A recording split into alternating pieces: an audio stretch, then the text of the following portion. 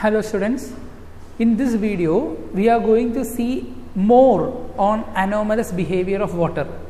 We have already discussed what is meant by anomalous behavior, but now we are going to see their graphs also. Okay, so in the last section we were dealing with alpha, beta and gamma, and we got the relation also. Relation between alpha and beta. Beta is equal to 2 alpha and gamma is equal to 3 alpha.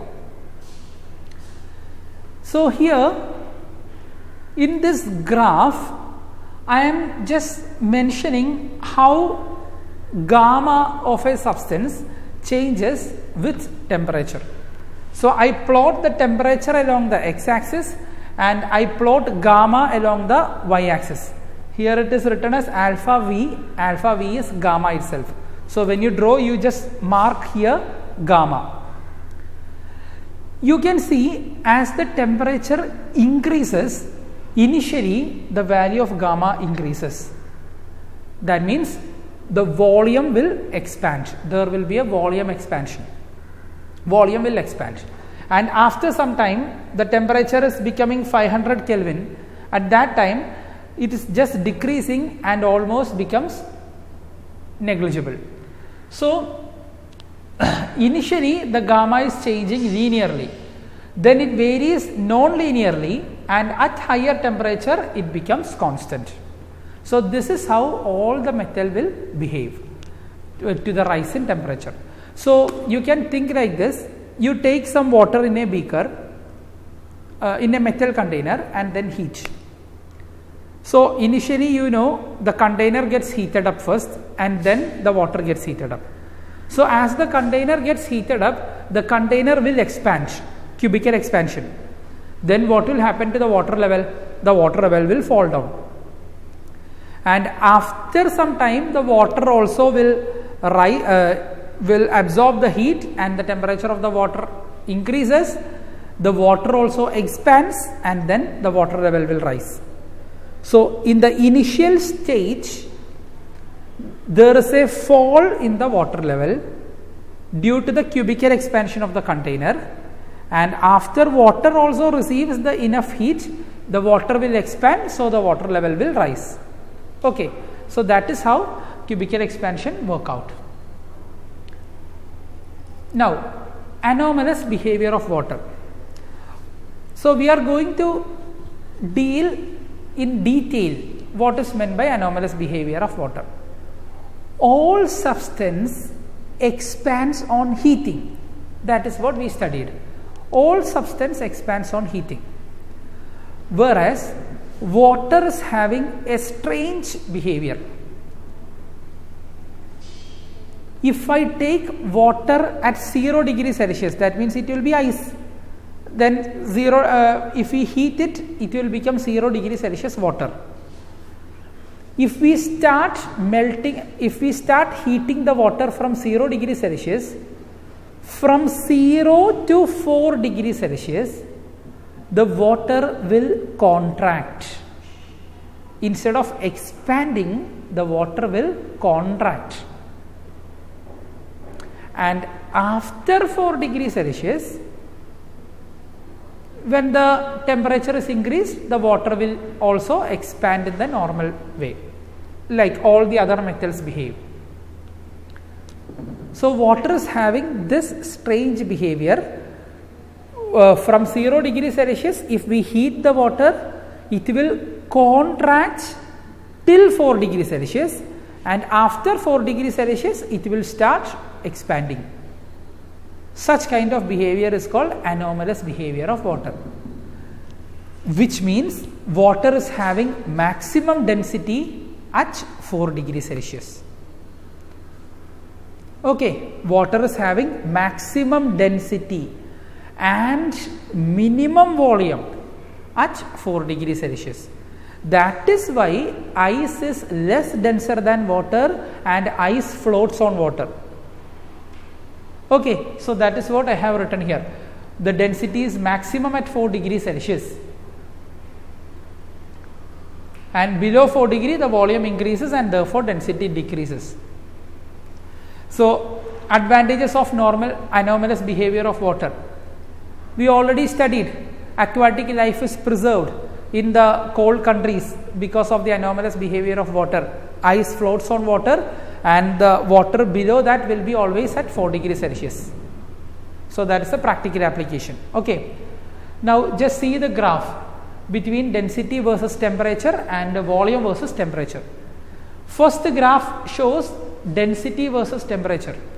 No need to write any numbers. Numbers are just to represent. When you draw the graph, you don't have to mention the numbers. You have to mention only the temperature values. So, here you can see I mark 0, 5, 10 and this is 4. At 4 degrees Celsius, you can see the density of water is 1. So, density of water is maximum at 4 degrees Celsius. So, that is what I have marked 1 into 10 raised to 3. Okay, then it is 0.9995, like that it decreases. So, that is why I told you don't have to mark all these values, just mark the final value, that is 1, and here you have to mark density in kilogram per meter cube into 10 raised to minus 3, because 1 into 10 raised to minus 3. So, water is having maximum density at 4 degrees Celsius. Now, see volume versus temperature graph. Here you can see the graph is having a downward curve, and at 4 degree, the volume of the water is minimum. Volume is 1 into 10 raised to minus 3. Volume of 1 kg of water, 1 into 10 raised to minus 3 meter cube. So, volume is minimum. Okay. So, this information we get from the graph means that density increases as its temperature rises from 0 to 4 degrees Celsius and density decreases after 4 degrees Celsius. Okay. So, please take down those two graphs and the practical applications also. Now, what is meant by thermal stress? Thermal stress means it is the mechanical stress induced by a body when its parts, some parts or all the parts of the metal are not free to expand or contract in response to the change in temperature. For example, I am taking a metal rod and I fix the two ends of the metal rod rigidly. Example, you have seen the metal rods in the windows. So, both ends of that rods are fixed. So, they cannot expand. What happens if I increase the temperature? I am just heating that metal rod. So, since both ends are fixed, they cannot expand, they cannot increase its length. So, what will happen? A thermal stress will take place, and due to that thermal stress, the metal will bend. Okay. So, thermal stress is something which is taking place when the metal is not free to expand, and due to the thermal stress, the metals will bend. Not only the case of metal, the other substance also. That is why you are seeing gaps in the railways. When they make the rail, after some distance they will put a gap. Again after some distance they will put a gap. So, they are putting the gap for the metal to expand. Otherwise, due to this thermal stress, the rail will bend, which will cause derailing of the trains. Similarly, in the bridges, on all the bridges you can see after some distance they have put a gap. So, you might have thought why they are putting these gaps. Because the bridge is also made up of concrete and metals. Both the concrete and metal will expand on heating. So, they have laid certain gaps across the bridges for the bridge to expand. If we are not leaving that gap, then what will happen? Due to this thermal stress, it will break. The cracks will be formed on the bridges. So to avoid that only they are keeping enough gaps.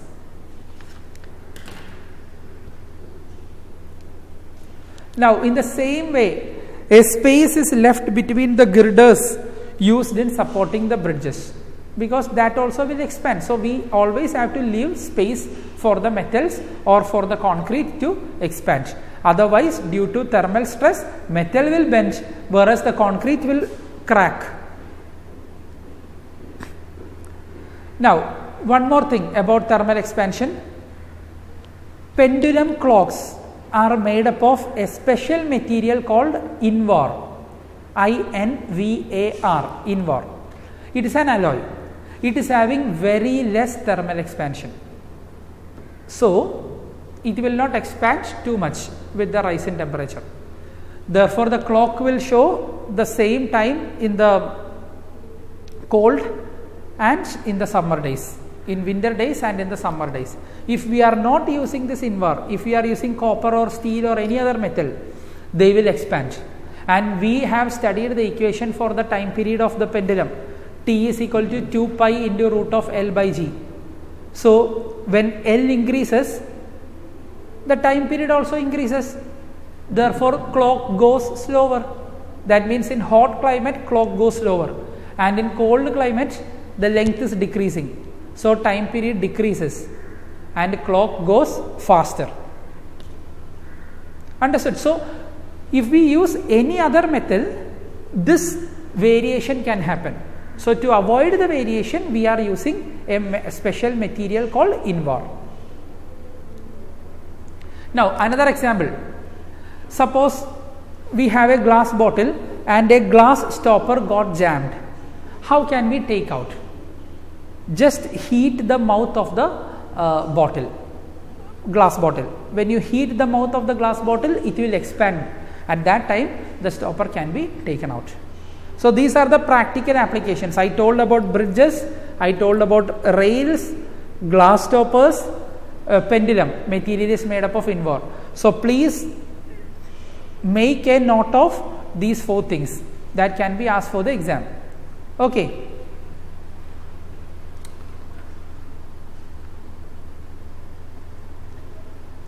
So here I have written one example. While designing the structures like concrete highways, gap are left, which are filled by some flexible material, so that the concrete is allowed to expand and contract. Otherwise it will crack.